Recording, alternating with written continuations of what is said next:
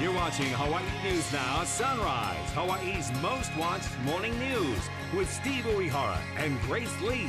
It's 5:59 and our team is covering all angles of Tropical Storm Flossie. That's right. Ben Gutierrez is standing by with a live report from Hilo. Lisa Kubota is live at Hana Beach Park. A new forecast now shows that the storm is heading straight for Maui County. Right now, let's check in with Dan for the very latest. Now, this really changes the way that we're looking at the storm, right, Dan? Well, in a way it does. I think it becomes a two-headed monster now, and I'm going to bring in Tom Evans from the Central Pacific Hurricane Center over in Honolulu to help me understand this. Tom, when you adjusted this morning the center of the storm to just north of that convective activity, or to the northwest, it looks like we've got two issues here. The center of the storm where the strongest winds are at the surface, but also a lot of thunderstorm and wet weather that continues to move toward the Big Island. Is that a fair assessment of what we're seeing here?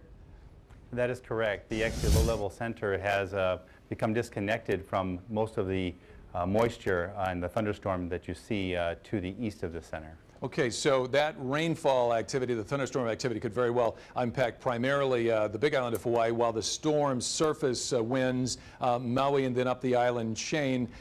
Tom, talk about how this changes things from your perspective. Is it a little more difficult to track now that it's become two separate, almost two separate systems? Well, it's still the same system. It's just two different parts. But we are continuing to track it, and that center now that becomes exposed, it'll be a little bit easier to track it with the visible satellite imagery. But we still have the same impacts where we're going to expect those 30 to 40 mile an hour winds, the heavy rain, and the dangerous surf. Tom, does this say what I think it's saying, that the storm, when you separate the center and that the shearing is taking place, that this is saying it may start to dissipate or weaken a little sooner than we had anticipated? Yes, it has actually started weakening. We're down to 45 mile an hour winds for the strongest winds in the center.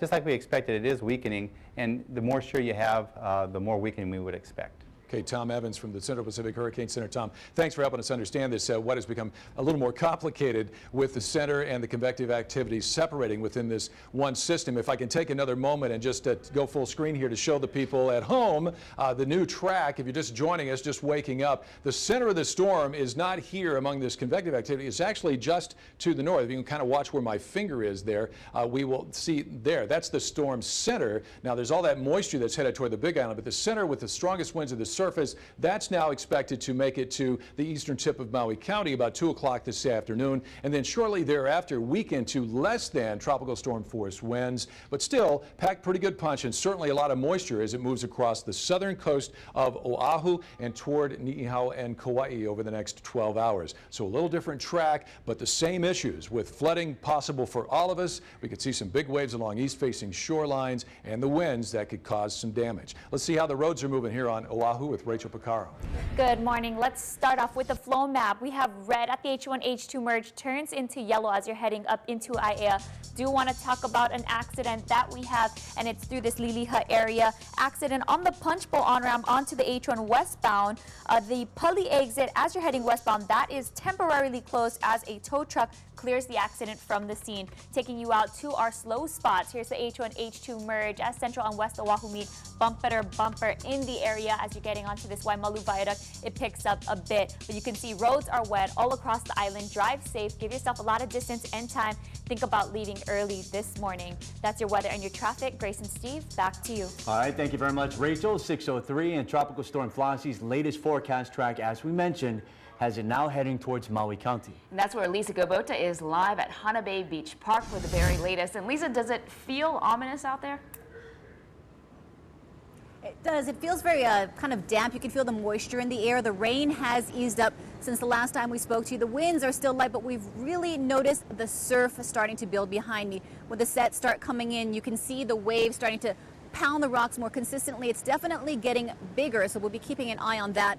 We did have a Maui County Public's work employee actually swing by the park. He told me he was on his way to the police station out here in Hana to report. Even though Maui County offices are closed, I guess for the rest of the island, they were still told to report to work today. They said they cleared the storm drains and did a lot of road clearing last week in anticipation of Flossie. So hopefully, depending on how things go, Hana will be prepared. Of course, this beach park and others on the island are off limits. The Restrooms have signs over them saying they are closed due to Tropical Storm Flossie because of fears, a coastal surge, things like that. The Coast Guard also closed the port of Kahului due to possible storm damage or storm threats to vessels, mariners. Right now, the bus is still operating on its regular schedule, but the county did indicate that there could possibly be changes to the route or even cancellations depending on how things go. And now that Flossie has shifted north more toward Maui County, that could be the case. As of now, there are 2 school closures here on Maui UH, Maui College, as well as the Kihei Charter School. There are also a couple of school closures over on Molokai. It's been a busy few days for Maui County residents as they stock up. Gas stations have been crowded. People have been stocking up on bottled water. We saw empty store shelves earlier when we were driving in. Of course, we are expecting more rain. We can see the heavy clouds moving our way, and we'll continue to track all of these developments and bring you any new information. Reporting live from Hana, back to you folks in the studio. Hey, Lisa, just based off the response on Facebook, we're seeing Kahului, Pukalani, seeing a little bit of rain so far, and as you mentioned, I mean, nothing drastic, at least not at this point, but it is important to note that there are shelters that are going to be open today for those that need it, right? That's right. As the storm kind of shifts across, it's supposed to hit East Maui first and then move over the Haiku area, Paia. Kihei is always prone to flooding, so I know that's one area that Maui officials are concerned about and will be keeping a close eye on. And then as it heads westward this evening, we'll continue to keep in touch with the Red Cross, Maui County officials, and bring you any new developments. All right, Lisa Kubota reporting live from Hana, Maui. Thanks, Lisa. All right, let's go back to Hilo, where Ben Gutierrez is standing by and see what's going on downtown. Ben. Yeah, good morning. It's pretty quiet here over in Hilo. However, we do have police that have been out patrolling the Bayfront Highway area, trying to keep people from trying to take a look. But other than that, it's been a relatively normal morning here in Hilo, even though the island of Hawaii is under a state of emergency and a lot of the services have been shut down as a result of the expectation of Tropical Storm Flossie. Even though the track is heading off to the north, and even though right now we've got a lot of blue sky and not much in the way of any wind at the moment, the surf has been kicking up. A little bit later in the program, we're going to try and get some shots of that for you. In the meantime, we do have off in the distance some clouds that are coming in. It looks like some more ominous looking rain squalls that will be coming in. But for now, Hilo is again, and the big island of Hawaii, still waiting for what will be coming from Tropical Storm Flossie. Even if it passes to the north, we still have a lot of moisture that's still being tapped in, and so a little bit later on this morning, perhaps in about an hour, a little bit of wiggle room there, we should start feeling some of the effects of the storm. But for right now, it's very quiet in Hilo. Looks like a lot of people have heeded the advice to stay home. It's very, very quiet at this early hour. We've just had a few walkers that have been out and about, but other than that, it feels like a normal morning, but you can definitely tell there's something in the air. Grace, Steve? All right, good stuff. Thanks a lot, Ben. All right, 6:07, and if you're just joining us, the track for Tropical Storm Flossie is heading a little further north, so maybe a bigger impact on Maui and Oahu today. That's right, and also Kauai as well as it heads further north. There you take a look at the graphic right there. Niihau as well in that path. We're going to continue to track everything that's going on with the storm as we continue throughout the morning.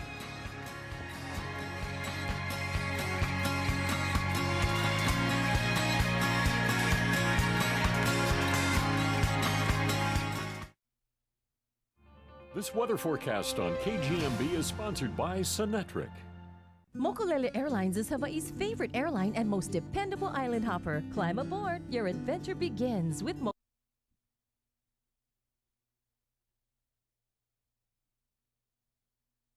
You're watching Hawaii News Now, Sunrise. And now, traffic and weather every 10 minutes. Hey, good morning. 10 minutes after 6 o'clock. Let me give you Oahu's forecast first, then we'll get into Flossie in specific. There's passing showers this morning. We're seeing them on radar. We'll see some clearing and some sunshine today here. 85 will be the high, a muggy 85. Winds 10 to 20, but along this afternoon, as Flossie comes our way in a weakened state, we will see an increase in showers and in winds. It could become very windy. It could be very, very wet. We could see some flash flooding. The entire state under a flash flood watch because of the moisture that Flossie's bringing to us. Very light winds in many spots across the state, 29 miles an hour. There's an aberration with Lanai City. Let's go to the satellite picture. You can see Flossie to the east. Again, it's become a two-headed monster, if you will. This is the convective activity that's associated with Flossie, but the center itself is actually just to the northwest of that convective activity. So the center where the strongest winds are heading towards Maui, the convective activity with most of the moisture headed toward the Big Island of Hawaii.